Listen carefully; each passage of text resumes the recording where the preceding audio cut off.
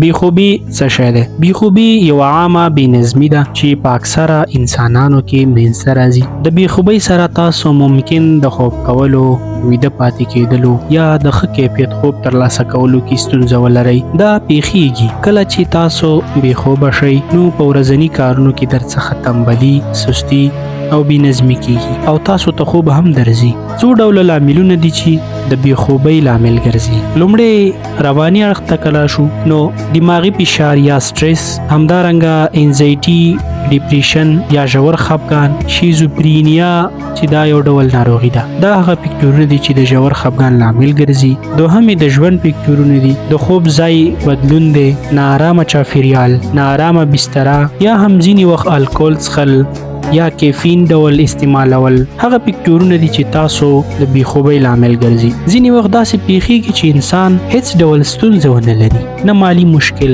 او نه کوم ډول رواني ستونزه، خو بیا هم ځینې وخت یې بېخوبي پیدا کیږي. که چیرې په اونۍ کې 3 شپې یا له 3 څخه زیاتې شپې داسې اعراض او علایم په ځان کې پیدا کړئ، یعنې بېخوبه شئ، نو فوراً خپل معالج ډاکټر ته مراجعه وکړئ. شاید ستاسو ستونزه جدي بڼه ولري. څنګه کولی شو په طبیعي ډول ځان له بېخوبۍ څخه خلاص کړو؟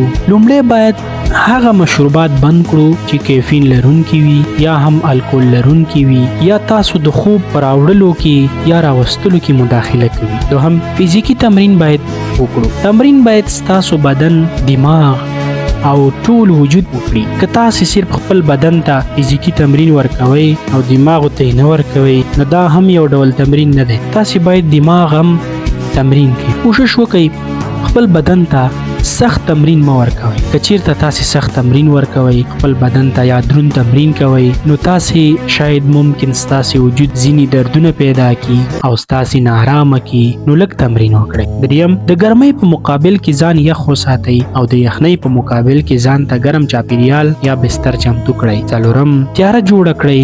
که چیرې تاسو په رڼا کې ویده کېږئ دا ممکن سخت کار وي، نو د ځان لپاره تیاره محیط پیدا کړئ. له دې څخه پرته په ایلوپیتھیک ډول د بېخوبۍ علاج هم شتون لري. که تاسو یو معالج ډاکټر ته ورشئ نو هغوی تاسو ته د خوب تحریک کوونکي درمل درکوي چې ممکن ښه تمامه نشي، نو باید ځان په طبیعي ډول له بېخوبۍ څخه خلاص کړئ.